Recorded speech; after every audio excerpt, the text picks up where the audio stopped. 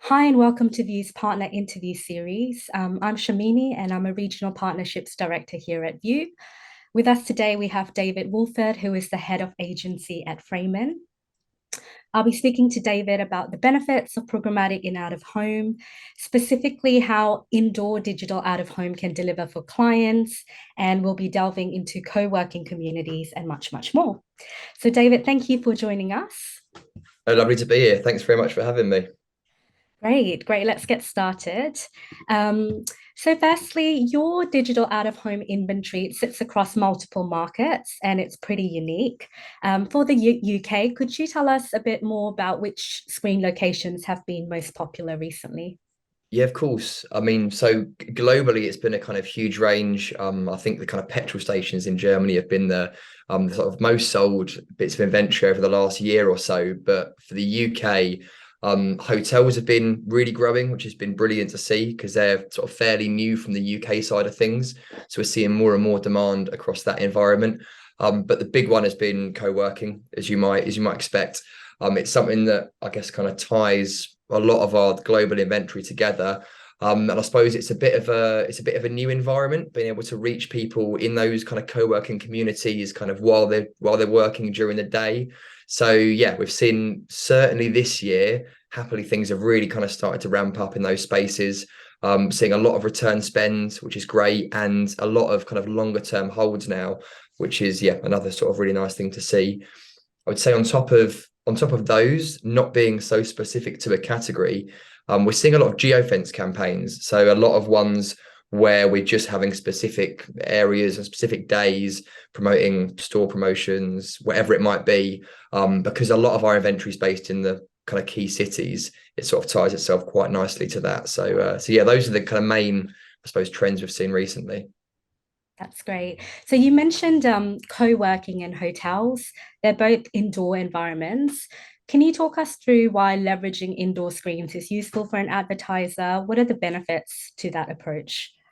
Yeah, of course. I think there's a lot to it, really. I think probably the number one thing that springs to mind is the targeting side of things, particularly when we're looking at it in the context of sort of wider out-of-home plans or just wider media plans in general. I think that we're not trying to reach 90% of the UK. We're trying to reach a very specific audience in a very specific environment. And I think that when you look at briefs on media plans in general, you quite often see a kind of, gym goers as an audience on there or businesses, and we're able to reach them with literally zero wastage. So it's, I think, having that level of targeting to it where you're not having to worry about 40% of the messaging being irrelevant. That's something that's been really, really powerful. And I think a lot of brands have kind of made the most of that in terms of how we sit in the media mix. Sort of ties into that quite nicely as well is the context behind it. So this is becoming more crucial, I think, for people day by day. Don't need to go into GDPR data, etc. As well as all the studies. I think there have been. I can't think about how many different studies I've heard about how context is becoming more and more important, and the psychological side of reaching people when they're in that environment where the messaging is relevant to them. So that is a really, really key part of what we're offering. So I think when we're combining that with the targeting, again, using sort of businesses as an example, we're reaching business owners in that environment during business hours. So it's the people that are making decisions on how to grow their businesses while they're in that decision making, problem solving mindset. So that's been a really, really key part to what we're doing. It obviously unlocks the door for all kinds of smart creative messaging as well. So I think those two together are a really nice kind of combination, which adds a lot to the environments. On top of that, there's some more kind of obvious ones like the dwell time. We have people that are there all day, for the co-working spaces through the day. So I think being able to reach them, given the target and context I've already discussed, all the way through the day is really, really big. It's also allowing more of a sort of storytelling side of things. If you've got educational messaging, we've had quite a lot of where a brand or a company might be, changing their policy on something. So it's kind of an important longer form message to get across. We do a lot with those. And then having multiple creatives throughout the day can work really, really well. And again, that's something which ties really nicely into the programmatic side of things, is that, we can reach people 8, 9 hours throughout the day and kind of tie it in with their day-to-day routine. So yeah, there's a few things sort of there that I think have been really, really valuable to the advertisers. I suppose, again, kind of some uh, more kind of regular, obvious things that are great about indoor environments is just the quality of the screens in there. The screens are never damaged. They're all kind of 4K full motion. Because they're in those indoor environments, they're always kind of safe, and you're always in really close proximity to them.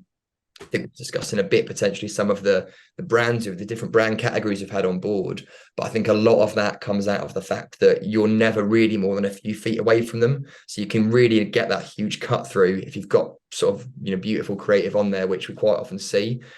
We've had an OCS study through Posterscope recently, which happily had the co-working audience on there for the first time, which is obviously very exciting.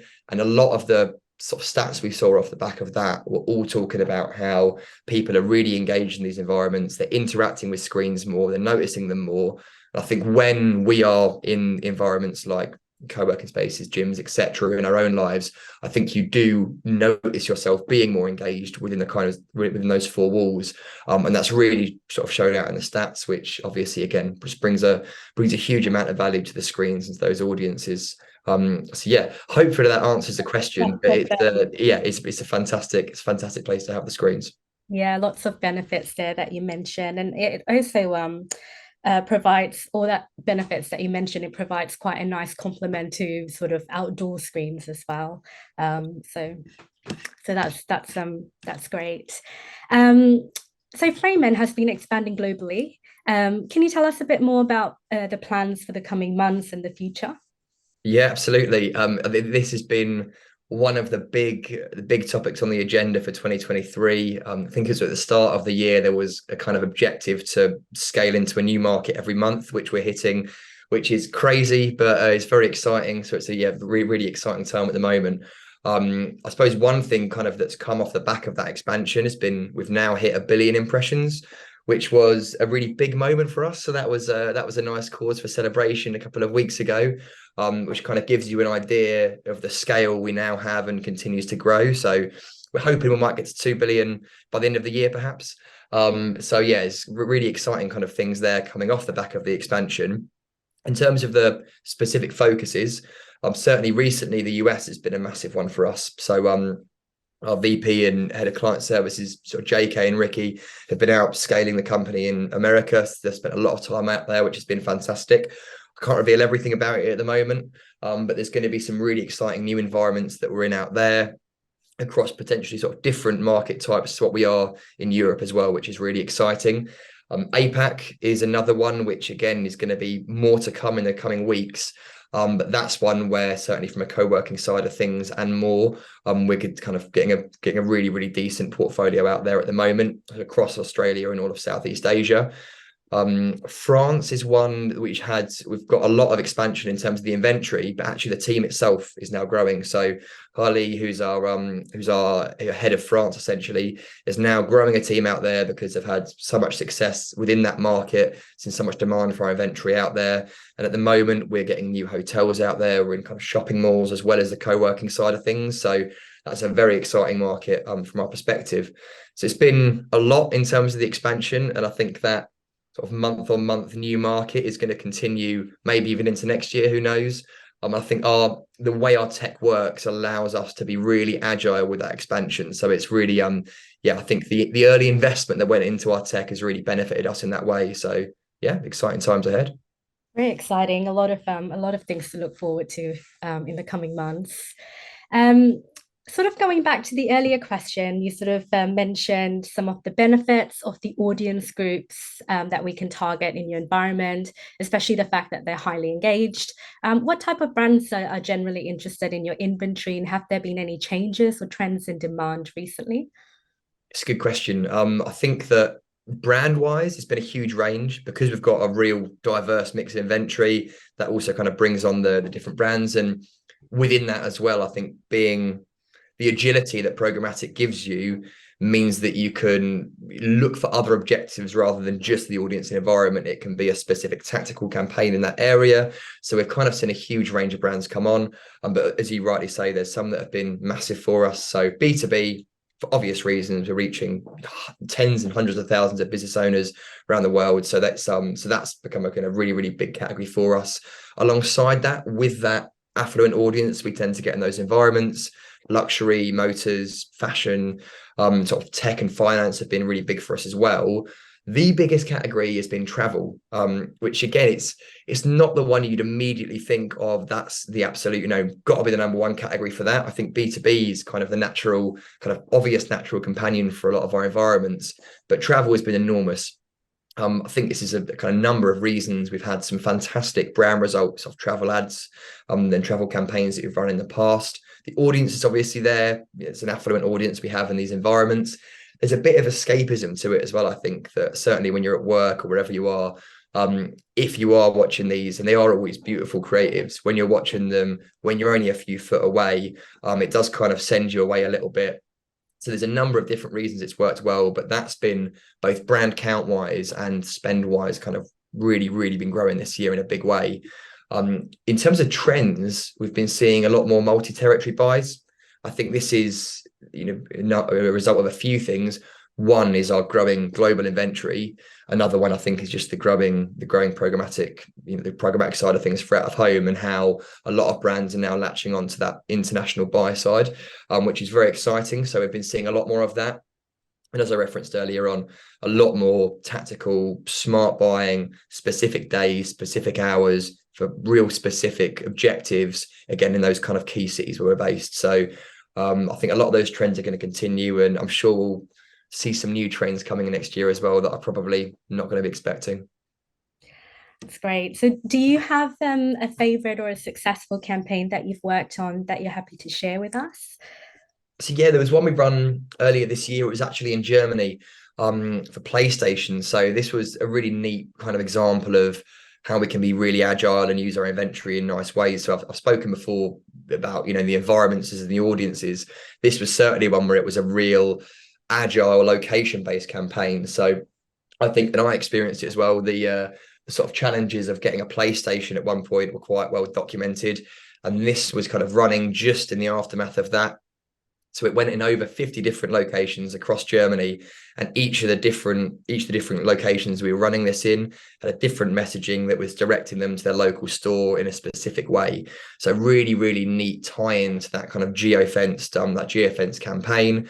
Obviously, being programmatic, it allowed us to be completely agile in how we ran that. So if there were stock issues at a certain store, we could then amend in real time based on that. If there was a store that wanted more support, we could also kind of respond to that. So we've run a lot of similar campaigns to that since, but that was the one earlier in the year that you thought, okay, this is a kind of sign of things to come, I think. Yeah, that's a great example of programmatic providing that flexibility and that ease to drive the goals that the client wants, basically. So yeah, thank you for sharing that. In terms of sort of next innovations or focuses for FRAMEN, I know you spoke a little bit about your global expansion, but do you have any other sort of focuses that you want to share? There's a few actually, yeah. You might have, picked up from earlier on. There's always a lot of things happening over here. I think now in particular is probably the most. In the next 6 months are going to be the biggest transformative change that kind of FRAMEN's had, which is very, very exciting. And there's a number of sort of different things to it. I think, firstly, just from a tech side of things, in terms of how we run our sort of day-to-day out-of-home operation and try and make it as easy for clients as possible. We're investing a lot and have got fantastic new developments in our kind of ads manager, campaign wizard, which are kind of guides an advertiser through the whole process of booking a campaign. Forecast report is going to be immediate projections of how a campaign is going to look with mock-ups, etc. So I think from a just general customer service side of things, we're putting a hell of a lot into the tech on that side, and it's sort of really seeing the fruits of the labor there. Sound is something that is going to be coming to some of the screens very soon. Again, it's not anything I can talk in too much detail about now, but yeah, this is one to keep an eye out for. across certain screens in certain environments. It's a question I've had a lot of times, and yeah, I'm excited to hopefully be able to launch something with that soon. And then channels is a sort of a new aspect to our business, which is really taking our kind of content offering to the next level. So as I think you know, we've got content that runs across our screens from a number of different publishers, which just kind of brings more value to that screen, gives the audience another reason to interact with these environments. What we're doing now is really, really sort of supercharging that and having different channel categories within that. And it allows, the kind of vendors and the locations to actually pick what they want to run, which should obviously be bringing a lot more value to the audiences because they'll be able to, engage with much more content, as well as bringing that to the locations themselves. And then, of course, the advertisers at the end of that. So that's an aspect of the business that I think is really exciting, and that content side is always kind of ramping up, and yeah, some really exciting things across that. Final one, which I can't talk about too much because I think there's going to be some major announcements in the coming months, is the community side of things. So something you've probably observed looking at our different networks and what we actually have inventory wise, something that ties a lot of that together is that community aspect to those locations, certainly with the co-working, have it with the gyms. And it's one where a lot of what our business has been so far is tapping into those communities that are kind of already existing and trying to kind of, speak to those there. Where we're going in the future, in the coming months, is to actually really try and build those communities. So this is going to go well beyond just the screens. And it's going to really look to close that value loop with the audiences and have a lot more interaction and yeah, sort of really trying to build communities in these spaces and in these areas. I can't talk too much about it because, as I said, I think there's a lot more to come. But as a little bit of a tease, that is the big way we're going to go, and I think it's going to certainly reshape a lot of what these screens are, and they're going to be more community interactive notice boards rather than just kind of digital out of home panels. So yeah, really, really exciting times ahead in a lot of different aspects. Great, amazing. Well, thank you for sharing that with us. I've got one final question for you before I let you go. It would be great to get your predictions for the future of digital out of home in the next couple of years and where you think programmatic fits in. Yeah, I mean that is the question, isn't it? I think it's exciting, isn't it? It's there's a hell of a lot that's going to be going on. I mean, View. I know you guys have done a lot of sort of studies on the market of the growth we've already experienced, which has been phenomenal, and where it's going to go in the future. And I think programmatic has been really the big driving force in the kind of digital out of home growth over the last kind of year or two. So I think a continuation of that growth is hopefully inevitable. And I think that really a doubling down on the unique things which programmatic out of home brings is going to be a really, really key part to it, which kind of comes alongside of just defining what the role of programmatic out of home really is. Because I think at the moment, what maybe is potentially slowed the growth compared to some other comparative territories is just where programmatic out of home sits within the wider media mix. And this is one that I think we're getting better at day by day. And I think doubling down on those kind of key aspects that help grow it, like the dynamism, like being able to target so tightly, the contextual element you can kind of bring to it as well. Things that are slightly different to why you might have a major out of home traditional campaign on a plan, and having them both on there is yeah, kind of a really, really interesting point. So yeah, I would think that kind of doubling down on that, and alongside that, I suppose from a planning side of things, even segmenting the budgets a little bit earlier, I think will help grow that as well. And it kind of links into that having a defined role on the plans. I think quite often kind of experience it where, again, I don't work at an agency, but from chatting to a lot of people that do, it quite often seems like it's something that's thought of a little bit too late down the funnel. And actually, if there is a segmentation of budgets, objectives across those different parts of out of home as early as possible, I think that'll only make them more effective.